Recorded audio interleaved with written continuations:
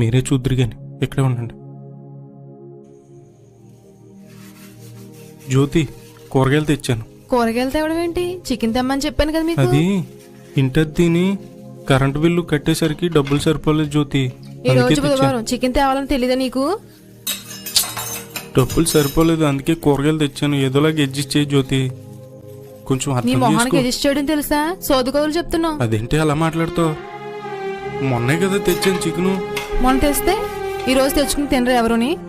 ఊళ్ళో ఉన్న వాళ్ళందరూ ఇలాగే చేసుకుంటున్నారా? చేతకాని కౌలు చెప్తున్నావు. ఆ ఊరోళ్ళు కూడా మనకెందుకు జ్యోతి? మనకెందుకని కొంచెం ఇలా ఏడుస్తుంది మన అర్థం బతుకు. చేసుకోవే, శాలరీ కూడా అందలేదు. శాలరీ అందలేదా? ఎప్పుడు చూసినా డబ్బులేవని ఏదో ఒక సోదుకౌలు చెప్తానే ఉంటావు. నీ గురించి నాకు తెలియదేంటి? నేను కాబట్టి భరించినాను నిన్ను. అదేంటి జ్యోతి అర్థం చేసుకోకుండా అలా మాట్లాడతావు?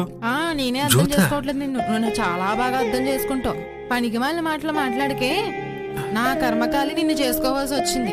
నిన్ను ఎప్పుడైతే చేసుకున్నానో అప్పుడే నా జీవితం సర్వనాశనం అయిపోయింది. చర్చికి వెళ్ళేదానివే నువ్వు, ఎందుకే మరి ఎంత దారుణంగా మాట్లాడుతున్నావు? ఆ గొడవ మాట్లాడొద్దని చెప్పాను నీకు. దేని దారి దాందేనని చెప్పానా? అదేంటి అలా మాట్లాడతావు? మరి దానికి దీనికి లింక్ ఎడతావేంటి నువ్వు? ఎందుకే ప్రతి దానికి ఇలా గొడవ పెడతావు?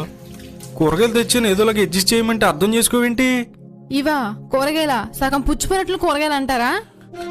కూరగాయలు కొట్టు కూడా రాదు నీకు. ఎక్కడో చీప్ గా అమ్ముతుంటే తెచ్చేస్తుంటావు. 200 రూపాయలు అయ్యి. ఈ 200 పెట్టే చికెన్ తేవచ్చు కదా.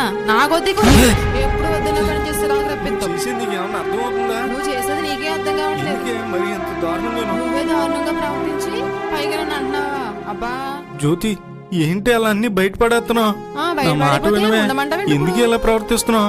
అయ్యో బాబోయ్, నా బుర్ర తినొద్దు. నీతో ఉండలేను, నీతో యాగలేను. పాస్టర్ గారు వందలండి, ఇప్పుడు వచ్చారండి. ఏమండి పాస్టర్ గారు వచ్చారండి, రండి. పాస్టర్ గారు చూసారా? చాలమ్మా జ్యోతి, చాలు.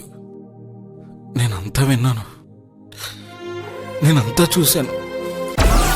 Download Moj.